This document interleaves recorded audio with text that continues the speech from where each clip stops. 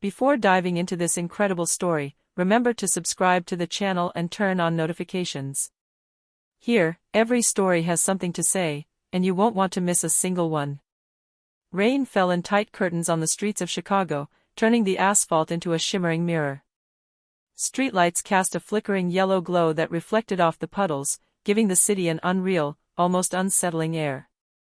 It was one of those nights when you feel that fate can change in an instant. Angela Bryant walked briskly, her black umbrella swaying with each step. The 52-year-old woman, elegant and self-assured, wore a crisp beige coat and carried a brown leather bag that spoke to her taste for quality. Despite the rain, she moved forward without undue haste, as if each step were deliberate. A few meters away, in his patrol car, Jackson Moore watched the street with excessive vigilance. Moore was a police officer known for his impulsive temper and quick, often unfair, judgments. That evening, he seemed particularly nervous, gripping the steering wheel tightly and staring at passers-by as if they were potential suspects. When his gaze fell upon Angela, something about her aroused his suspicions, her upright posture, her quiet determination, her mere presence on that street at that hour. Without thinking, he got out of his car and walked towards her. "Madam, stop," he shouted, his voice cutting through the sound of the rain. Angela stopped, surprised but calm. Her brown eyes met his with cold determination. She raised her hands, but made no sudden movements. "What's going on, officer?" she asked, her voice clear and calm despite the tension. Moore, already irritated by what he perceived as insubordination, suddenly slapped her. The gesture was swift, brutal, and the resonance of the blow seemed to freeze time. Angela staggered slightly, more from the shock than the pain, and the rain now streamed down her face as if to wash away the humiliation. At that precise moment, a young police officer arrived as backup, David Bryant. His gaze fixed on the scene, and the color vanished from his face. The woman who had been slapped, it was his mother. David's heart pounded wildly, anger and fear swirling together in an uncontrollable vortex. This arrest, which at first seemed to be a simple routine incident, would trigger a chain of events that would shake not only a family, but the entire city, and make the consciences of thousands of people across the United States tremble. Angela Bryant, until then a simple law-abiding citizen, now found herself at the center of a storm she had not sought but which she would face with courage and dignity. Angela Bryant was still reeling from the slap. The rain continued to fall on her, but she didn't flinch. Her gaze remained fixed on Jackson Moore, the man who had just shattered her dignity in an impulsive gesture. "But, why?" she murmured, her voice trembling but firm. Moore, breathless, didn't answer. He seemed incapable of acknowledging the gravity of his actions. He placed the handcuffs on Angela's wrists with barely controlled brutality. Passers-by, some hidden under shelters, discreetly took photos and filmed. The sound of a phone rang in the night, immortalizing the humiliation. At that moment, a young police officer came running from the patrol car, David Bryant. His eyes widened as he recognized Angela. "Mom," he breathed, his voice filled with shock and anguish. Angela turned around and saw her son. A mixture of relief and fear crossed her eyes. She knew he would react, but she had to remain calm. "David, stay calm." David stepped forward, anger rising in his chest. "Officer Moore. What are you doing? Are you hitting my mother?"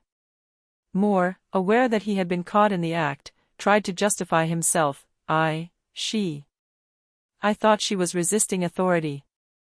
David, indignant, clenched his fists. "Resist? My mother? You have no idea who she is." Angela intervened, gently placing a hand on her son's arm. "Let him finish, David." Her voice, calm but powerful, momentarily silenced the commotion around them.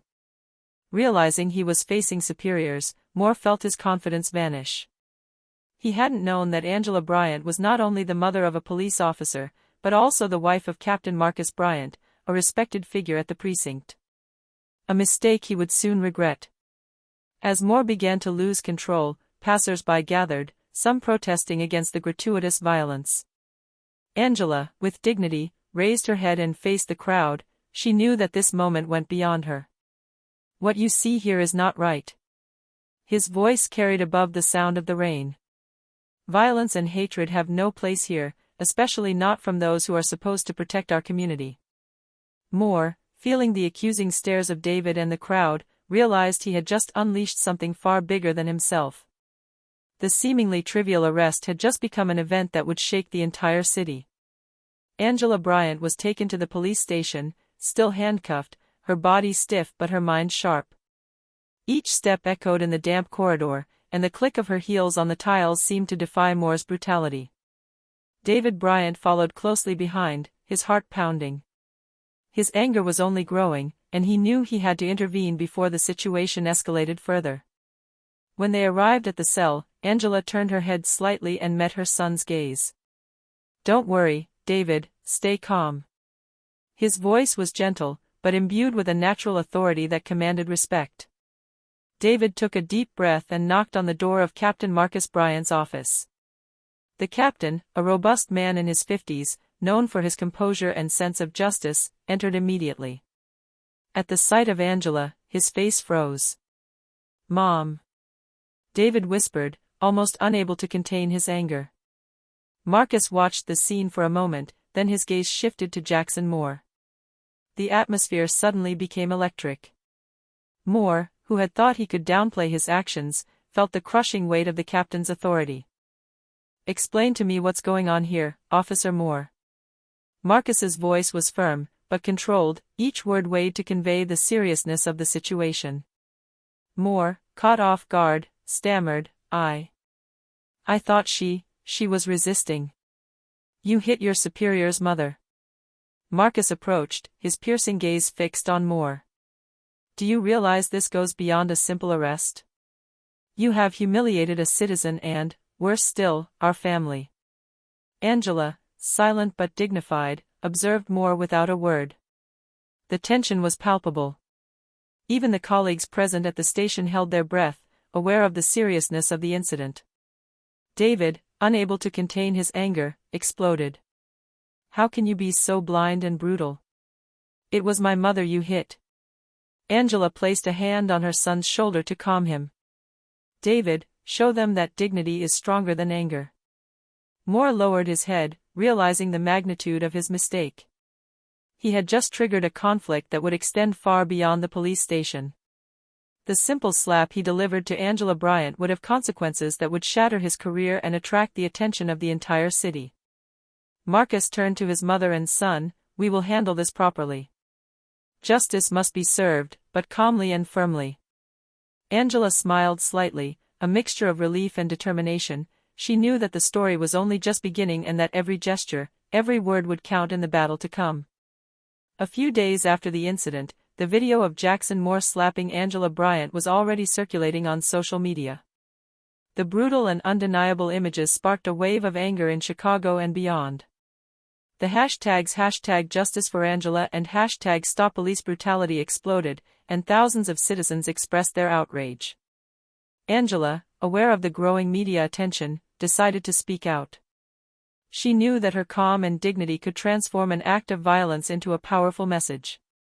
Before the camera of a local journalist, under a black umbrella, she declared, "What happened to me should never happen to anyone. Violence and racism have no place here, especially from those who are supposed to protect us." Her words, simple yet powerful, resonated throughout the city. National media picked up the story, and Angela became a symbol of dignity and resistance. Chicagoans began organizing peaceful protests outside the police station, demanding sanctions against Moore and measures to prevent such abuses. David and Marcus Bryant supported their mother every step of the way. David attended meetings with police representatives and the media, while Marcus ensured the case was handled seriously at the precinct. Despite the verbal attacks and hateful comments online, Angela remained unfazed. Every public statement reinforced her image as a courageous and determined woman. Jackson Moore found himself isolated. His colleagues avoided him, and the media and public pressure on the Chicago police was enormous. He had underestimated the impact of his actions and the strength of Angela Bryant. Even his superiors, including Marcus, could not ignore the growing outrage. The entire city seemed to hold its breath. Debates about abuses of power and institutional racism multiplied on television and social media. Angela Bryant, an ordinary woman the week before, had become the symbol of a larger struggle, that of justice, dignity, and respect for all, regardless of their color or status. Public pressure forced local authorities to act quickly. Jackson Moore was suspended pending the official investigation. Angela knew this was only the beginning. The battle for justice was far from over, but her voice, her dignity, and her courage had already shaken those who thought they could abuse their power with impunity. A few weeks later, the Chicago courthouse was packed. The case of Angela Bryant versus Jackson Moore had captured the nation's attention. The courtroom was overflowing with journalists, citizens, and police officers who had come to witness what would become a landmark trial against the abuse of power. Angela, dressed in a dark and impeccable suit, entered the room with David and Marcus at her side. Her bearing commanded respect. Every step, every movement displayed a dignity that contrasted sharply with Moore's past arrogance. Jackson Moore, now under surveillance and dressed in his regulation uniform, appeared nervous and ashamed. He knew this trial could end his career and irreparably damage his reputation. The judge, a strict and experienced woman, took her seat and fixed Moore with a stern look. "Officer Moore, you are here to answer for excessive use of force and inappropriate conduct toward a citizen, Angela Bryant. You were filmed striking this woman, and your actions have sparked a major public outcry." Moore tried to explain, but his words were weak and clumsy. The anger and pain he had inflicted on Angela were now exposed to everyone, and nothing could erase them. Angela, invited to testify, spoke calmly and clearly. It wasn't just a slap in the face. It was a symbol of what many suffer in silence. "But I'm not here to fuel hatred. I'm here for justice, so that no one else is humiliated like I was." The court listened attentively, and the silence that followed his words seemed to weigh heavily on everyone present. The jurors, moved by his courage and dignity, took note of every detail. After deliberation, the judge pronounced the sentence: Jackson Moore's permanent suspension from the police force, along with criminal penalties and community service. The courtroom erupted in applause, some unable to hold back their tears. Angela turned to her son and father. David shook his mother's hand, proud and relieved. Marcus placed a hand on David's shoulder, his gaze filled with pride and respect. "Dignity and courage always triumph in the end," murmured Angela, moved but serene. The story of that slap, which could have remained an insignificant incident, became a symbol of hope and justice. Angela Bryant transformed humiliation into strength, and her fight for dignity would continue to inspire all those who believed that injustice should never be accepted, regardless of its form or perpetrator.